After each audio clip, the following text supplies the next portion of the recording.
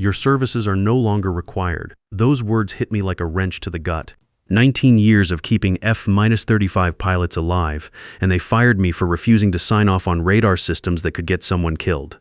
I'm Bradley Coleman, 51 years old, and until 10:30 that Tuesday morning, I was VP of Operations at Apex Defense Systems in Phoenix. Let me back up.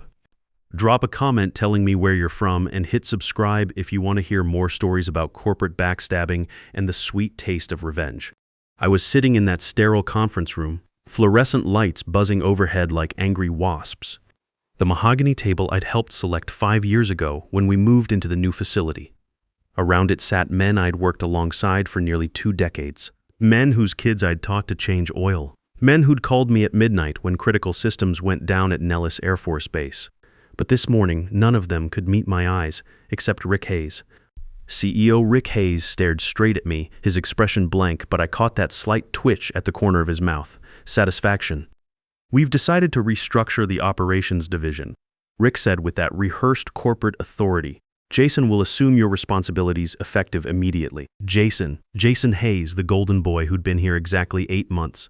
Rick's son, fresh out of ASU with an MBA and zero understanding of what actually keeps military aircraft in the sky.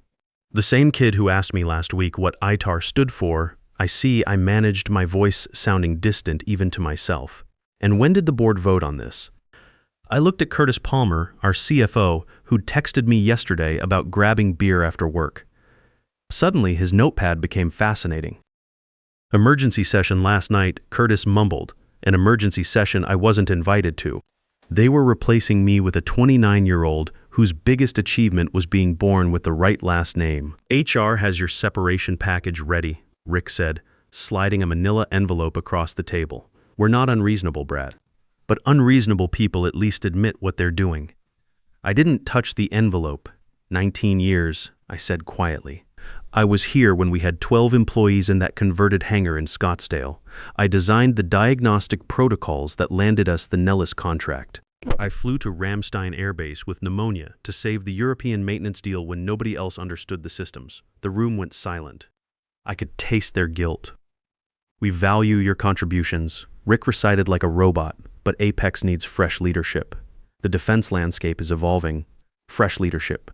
What he really meant was his son needed a corner office. What he meant was I'd become too much of a stickler for quality control. What he meant was I'd become a problem. I thought about my son Danny, 17 years old, already accepted into Arizona State's engineering program, the tuition bills that would start hitting in 18 months, the promise I'd made to my late wife Sarah 3 years ago as cancer ate away at her, that I'd make sure our boy had every opportunity she never got. "I'll clear out my office," I said, standing up on surprisingly steady legs. "Take your time," Rick replied with synthetic kindness. "Security will help you." Security. Like I might steal classified specs, like I hadn't spent 19 years building every system in this place. I walked back to my office, past curious stares from my team. Not my team anymore. Word travels fast in aerospace corridors. By lunch, my closest allies would be sending Jason congratulatory emails. My office overlooked the flight line where we tested avionics systems. The view I rarely had time to appreciate suddenly felt foreign.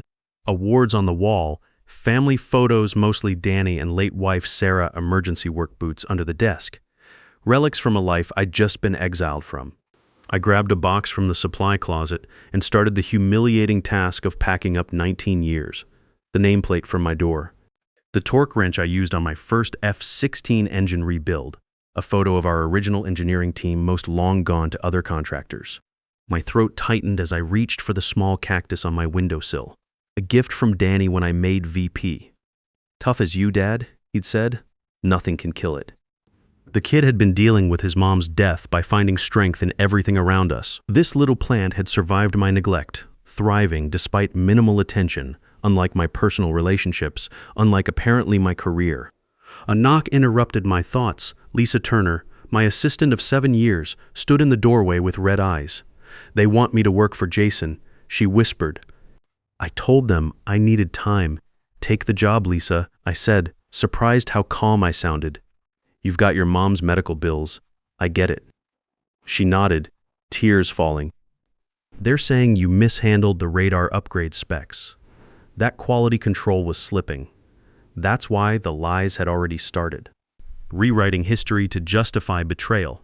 We both know the truth, I said quietly. Those specs I red flagged could have caused system failures at 30,000 feet. Pilot's dead because we cut corners to save money. I know. Everyone knows. She hesitated. Jason wants access to all your files, your contacts, everything. Of course he did. Jason couldn't do my job without my entire playbook. Tell him company policy requires a formal IT request, I replied. Two could play the corporate procedure game. After Lisa left, my phone rang. Unknown number.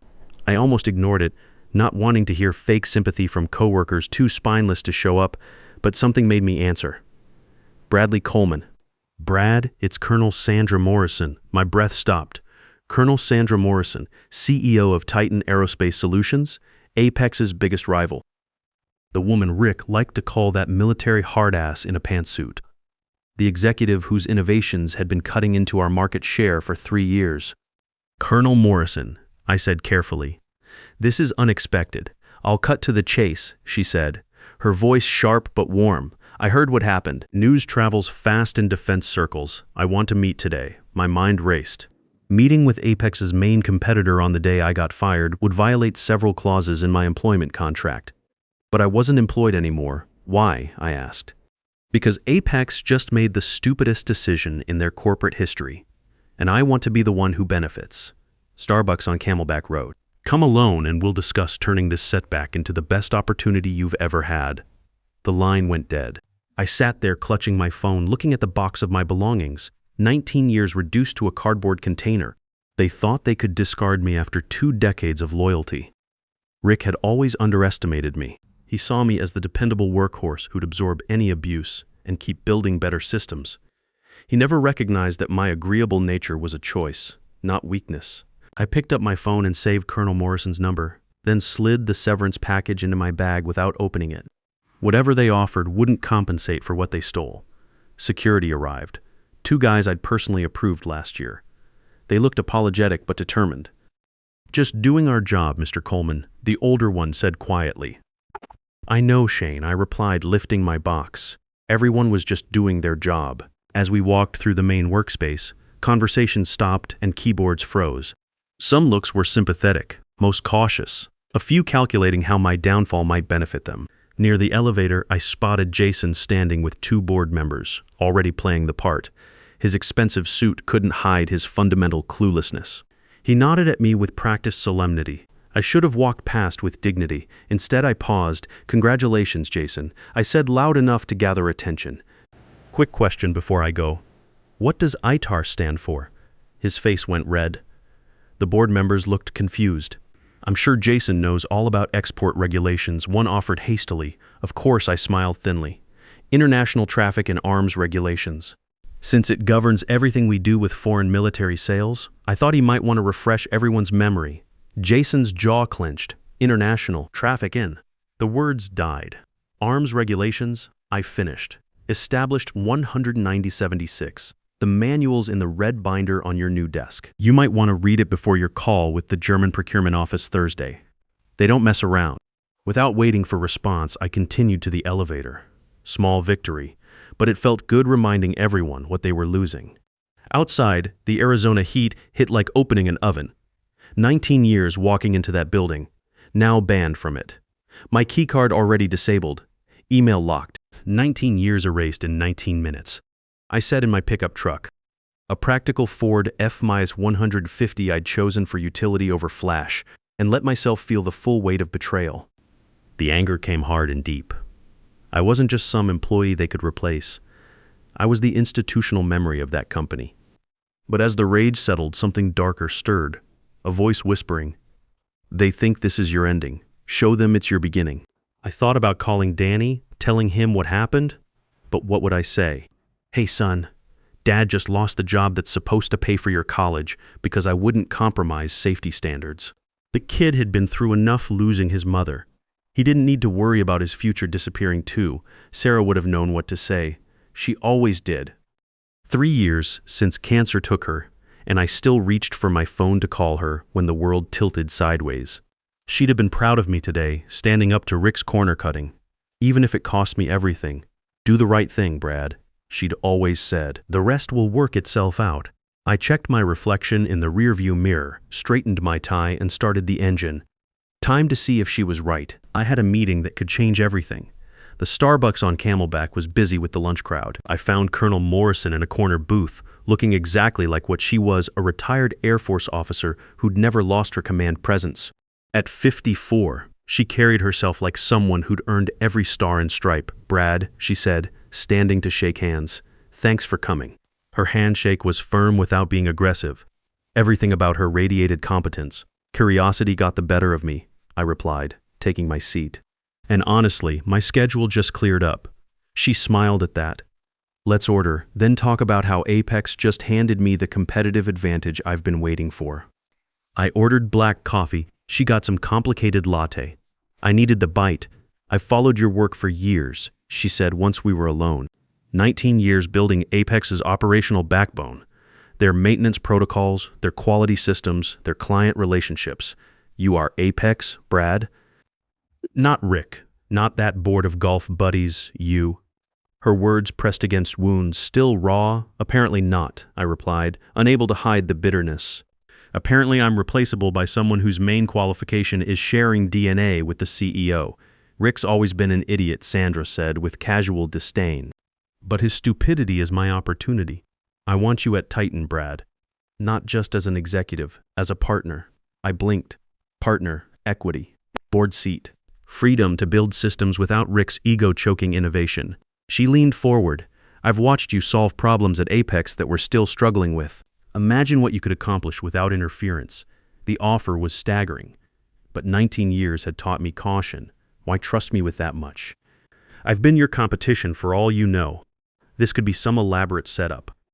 Sandra laughed, a genuine sound that drew glances. "Rick doesn't have that kind of creativity. Besides, I recognize something in you I know intimately, the look of someone who's been underestimated their entire career. Someone who worked twice as hard for half the recognition." She set her cup down precisely. "Someone who reached their breaking point." Her words hit like revelation. I had reached my breaking point. 19 years of swallowing condescension, of watching my innovations get credited to others, of seeing political maneuvering triumph over competence. "What exactly are you proposing?" I asked. Sandra's eyes sharpened. "The Nellis F-35 maintenance contract comes up for renewal in 4 months. It's worth $240 million annually now with the expanded squadrons. You designed that entire system." I nodded. "I knew every bolt, every diagnostic sequence, every maintenance interval. More than that, I knew the people. Master Sergeant Rodriguez, who ran the night shift, Captain Williams, who pushed for the upgraded targeting systems, Colonel Peterson, who trusted my recommendations over anyone else's because I'd never steered him wrong. I want it," she said simply, "and you know exactly how to get it. The Nellis contract, Apex's crown jewel. I'd built those relationships component by component, solving integration nightmares, managing budget overruns, keeping aircraft mission ready. I knew every technician, every procurement officer, every pilot who depended on those systems. My non-compete, I began, is limited," Sandra finished smoothly. "My legal team reviewed standard Apex contracts. They can block you from joining competitors for 18 months. They can prevent you from recruiting staff, but they can't stop you from consulting for their clients." The loophole was brilliant. Consulting for Nellis wouldn't breach my agreement if structured properly. And if Nellis switched vendors after benefiting from my expertise, pure coincidence. "Still," I said slowly, "partnership is a big offer for someone you barely know." Sandra placed her cup down again. "Because half of something exceptional beats all of something mediocre. Because I've built Titan by elevating talent others foolishly discard. And because," her voice hardened, "I've waited 4 years to see Rick Hayes' face when he loses Nellis. When he realizes his biggest mistake wasn't firing you, it was creating an enemy who knows every weakness he hides." Her vendetta ran deep, worth investigating later. "For now, our goals aligned perfectly. I'd need guaranteed autonomy," I said. "My own team, no interference in client management. Done. And protection clauses if the partnership fails. Fair." I studied her face. "Why did they really fire me, Sandra? You have sources everywhere. What's the real reason?" She considered how much truth to share. "The F-22 radar upgrade project Rick announced last month. $4.2 billion contract, biggest in Apex history. But their new Chinese manufactured components have reliability issues, potential system failures that could ground entire squadrons. I knew about those components. I'd flagged concerns 6 months ago about electromagnetic interference patterns showing up in our lab tests. The frequency signatures were all wrong, creating blind spots that enemy aircraft could exploit. Rick had overruled me, seduced by the 40% cost savings. Jason won't catch the problems, I said quietly. He'll be dazzled by the surface metrics. Exactly. Rick needed you gone before final testing. You were the only engineer he couldn't pressure into ignoring the data. The betrayal cut deeper, realizing they'd removed me not despite my competence, but because of it. I wasn't inconvenient for nepotism. I was a threat to their reckless profiteering. I need time, I said finally. This isn't just changing jobs. It's rebuilding my entire career. Take 48 hours, she replied, sliding a business card across. But remember, your value peaks right now, while your insights are sharp and before they lock in the relationships you built. When I left that Starbucks, the desert air felt charged with possibility. My phone buzzed with messages from former colleagues, the brave ones risking contact. I ignored them, driving aimlessly through Phoenix as my mind worked every angle. I eventually stopped at South Mountain Park, the overlook where I sometimes escaped for lunch when the office felt suffocating. The valley spread below Apex's building visible in the distance, its windows reflecting the afternoon sun like a beacon I could no longer reach. My phone rang. Dr. Amanda Cooper, Pentagon Procurement Liaison for the F-35 program. Brad, her voice carried concern. I heard the news. Are you all right? Amanda and I had worked together through 3 contract renewals, solved integration crises, navigated bureaucratic nightmares. More than professional respect, genuine partnership built on mutual trust and shared commitment to keeping pilots safe. Still processing, I admitted. How'd you hear? Rick called personally to assure me nothing would change with service quality. Said his son would personally manage our relationship going forward. Her tone made clear what she thought of that conversation.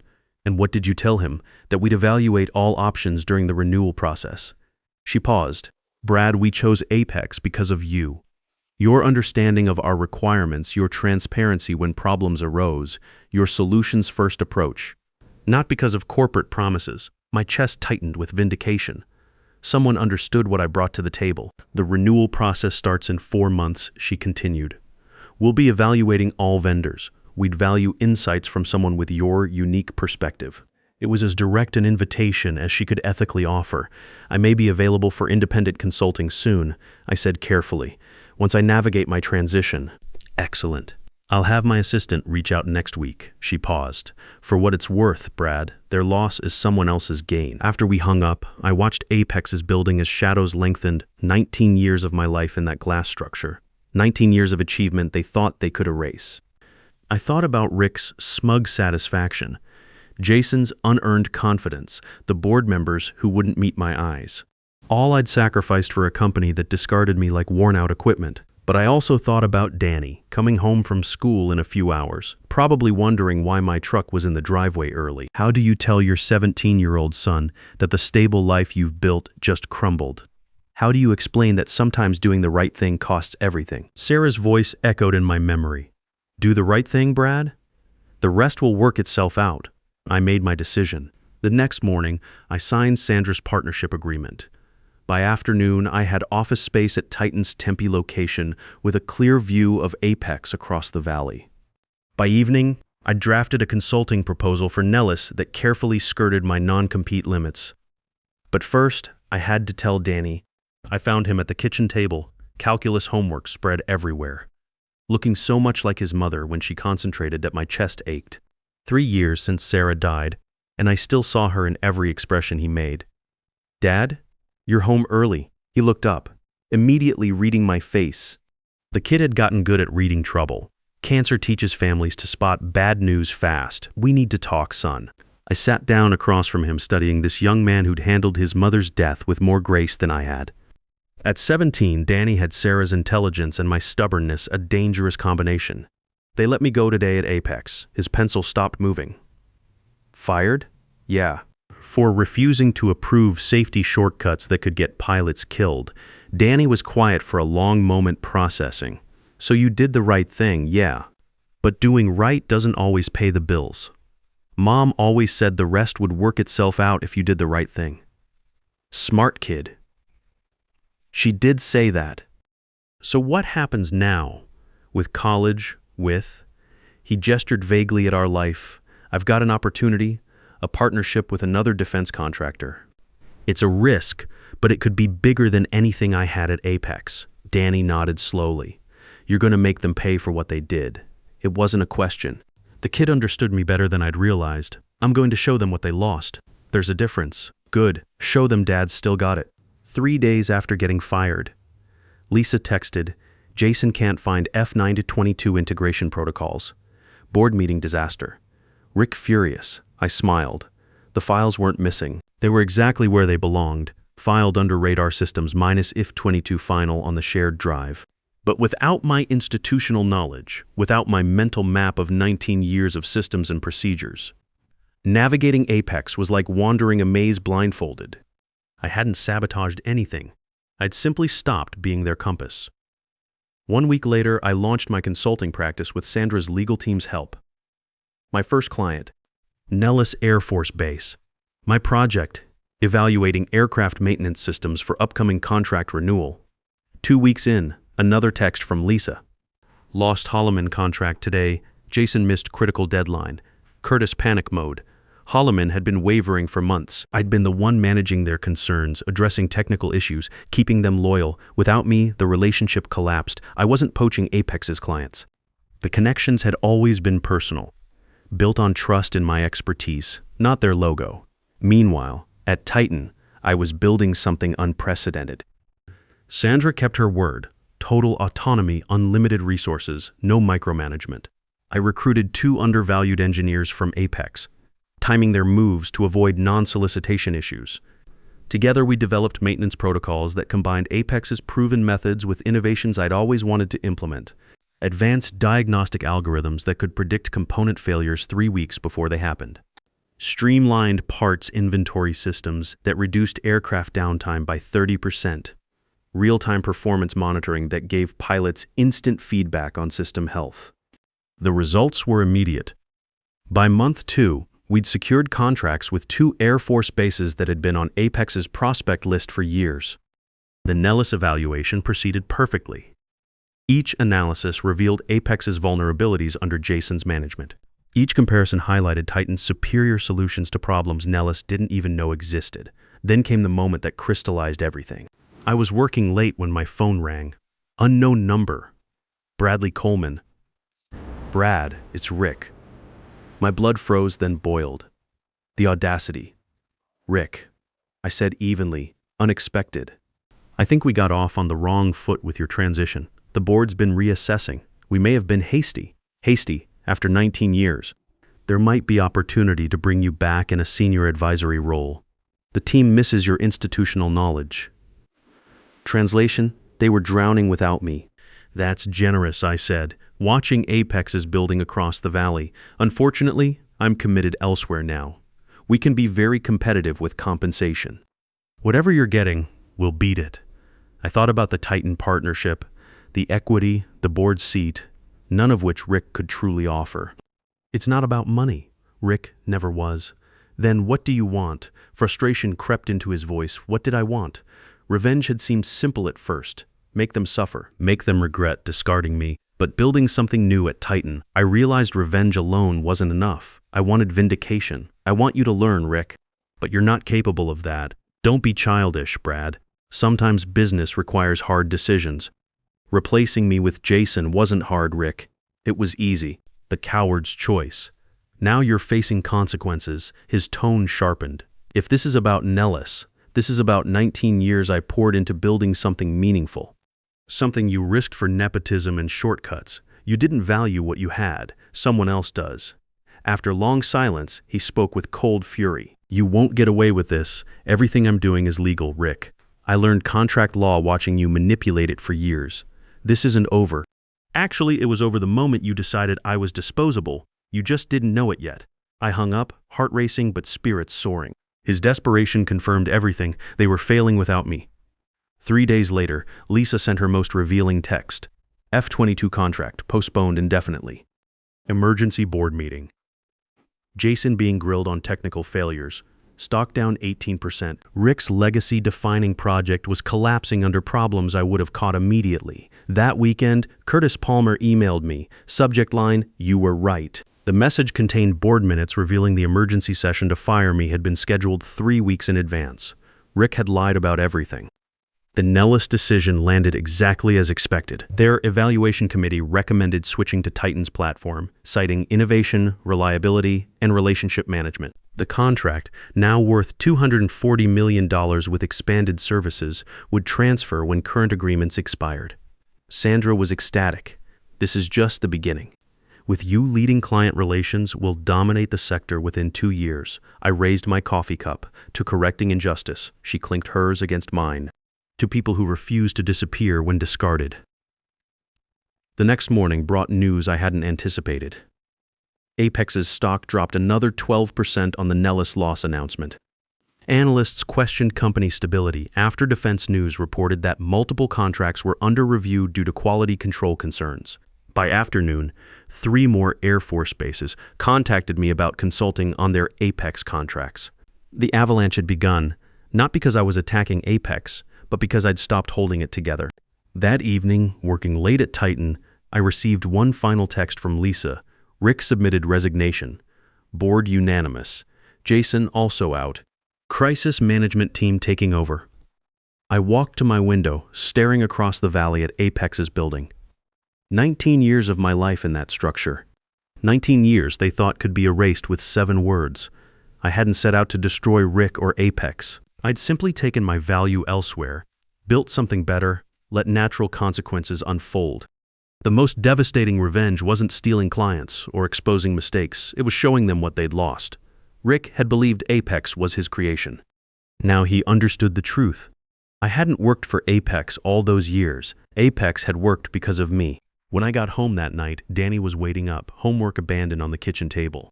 Saw the news about Apex, he said quietly. About their stock crash. Yeah, you did that. No, son, they did that to themselves.